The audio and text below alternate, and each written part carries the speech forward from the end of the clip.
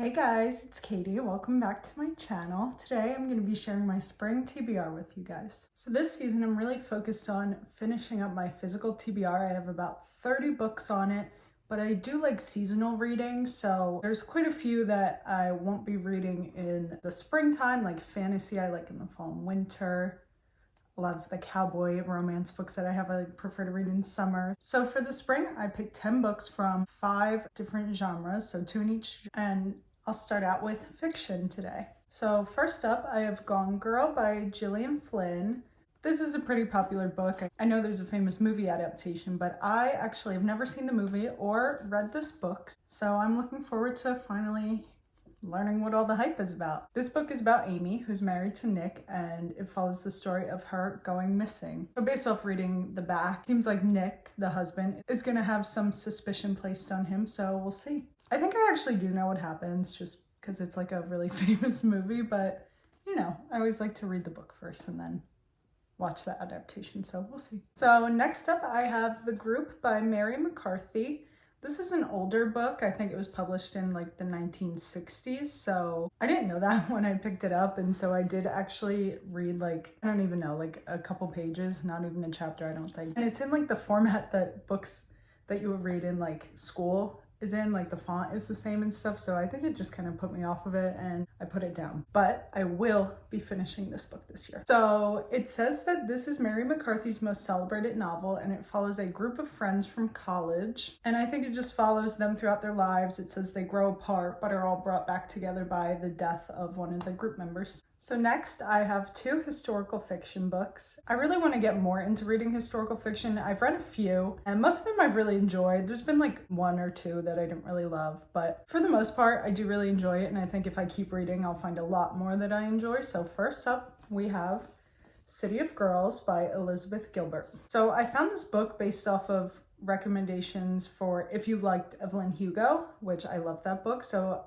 I'm assuming this is kind of a similar premise, probably not exactly the same. Might have dual timelines like Evelyn Hugo does, because it says she's now 89 and telling her story at last. But it starts out with 19-year-old Vivian being kicked out of Vassar College, which, funny enough, that is the college that the friends from the book The Group that I just talked about meet in. But anyway, she's kicked out of college and she goes to live with her aunt in Manhattan, and her aunt owns a theater there, so she's brought into this world of like theater and I guess fame, and yeah, I think it just follows her throughout time in Manhattan. I actually have really high hopes for this one, probably just because it seems pretty similar to Evelyn Hugo, which was a 5-star for me. The next historical fiction book following the same pattern, I'm pretty sure I also got this based off of a recommendation video for if you liked Evelyn Hugo, read this book. So this is The Magnificent Lives of Marjorie Post by Alison Pataki. I mean, even the covers look pretty similar to me. I'm not sure if the content will be all that similar, but you know, we got the dresses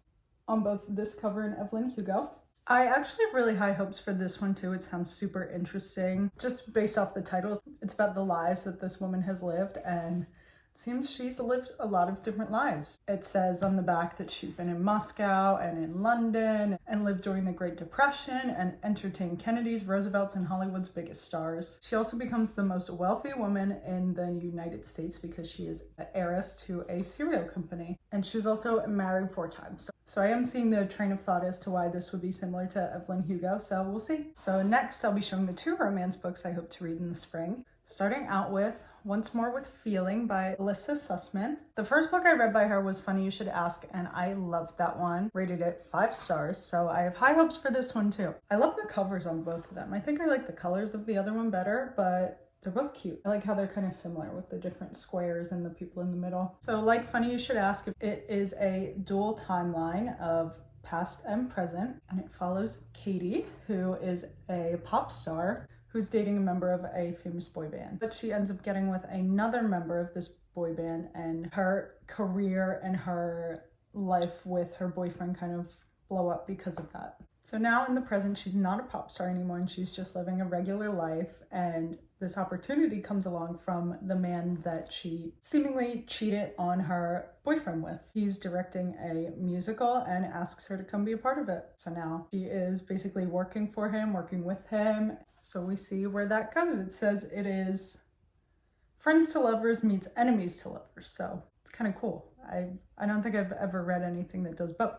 And the next romance book I plan to read this spring is Will They or Won't They by Ava Wilder. I don't know if you can tell the pattern here. I like stories about famous people. So this is the fourth one I've talked about today where it follows the story of famous people, famous romances, stuff like that. So this follows two co-stars, Lila and Shane, who are on a TV show together. Lila ends up leaving to pursue becoming a movie star instead of a TV star, but that's not going too well for her. So for the final season of the show that they were both on, she returns and their characters get together at last. But it says one of the reasons why she left, aside from wanting to pursue movies, is because of Shane. So I guess we'll see how things work out between them if they ended on bad terms and now are being forced to work together again.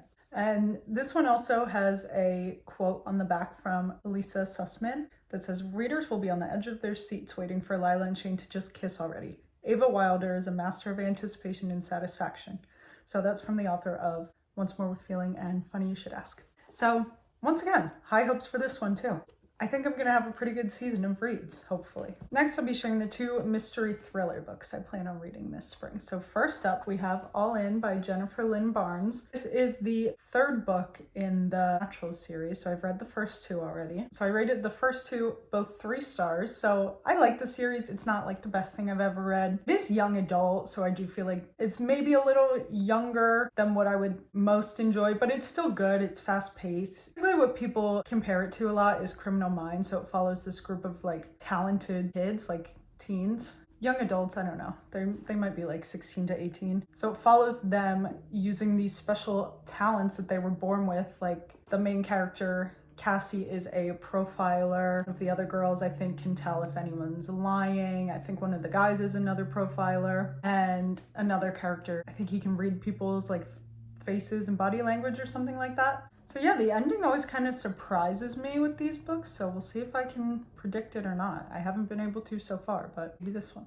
And the other mystery thriller book I want to read this season is Then She Was Gone by Lisa Jewell. I feel like I've heard a lot about her books recently, so I'm excited to finally get into her a little bit. So it follows a mother, Laurel, whose daughter Ellie goes missing, and 10 years later, she meets this guy, and then eventually, as their relationship progresses, she meets his children and is shocked to see that one of his daughters looks just like her daughter Ellie that disappeared. So I guess it was suspected by the police that Ellie ran away, but maybe something worse happened, and so hopefully we'll be finding out the truth behind what happened to Ellie during this book. Okay, so lastly, I have 2 young adult books that I want to read this season. First one is The Girls I've Been by Tess Sharp. So this was one of the books at Barnes & Noble, like the Starbucks cafe, that was $5 if you buy something from the cafe. So I honestly had never even heard of this book before. Didn't really know what it was about. I grabbed it, read the back quickly as I was ordering my Starbucks, and then decided, you know what, it looks pretty good. I think it's a series actually, maybe just 2 books, but it sounds kind of right up my alley. It's a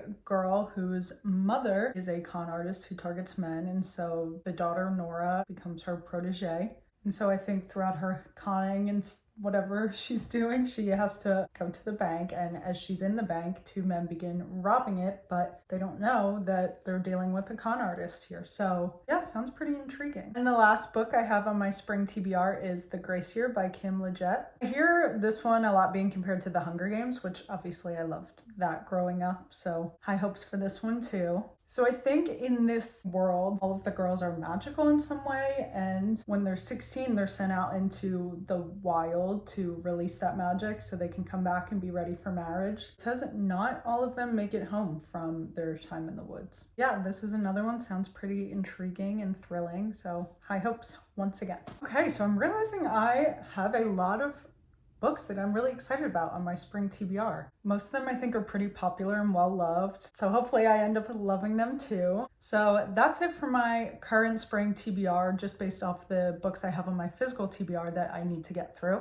I love reading seasonally. I don't know the season that any of these take place in. They're just kind of like ones that I feel like I can read whenever. But if you have any good reads for the springtime, please let me know, especially if they're Kindle Unlimited. I just got a Kindle. I didn't just get it. I got it for Christmas and it's March now, but I really haven't used it because I've been reading the Throne of Glass series and it's taken me a long time. Almost done it though. Not that I really want it to be over, but I want to venture out and get started on my Kindle. So yeah, if you have any Kindle Unlimited recs for the springtime or just any in general, I'd love to hear them. So comment down below if you have any. And if you want to like, subscribe, whatever you want to do. I hope you enjoyed and thank you so much for watching. Bye!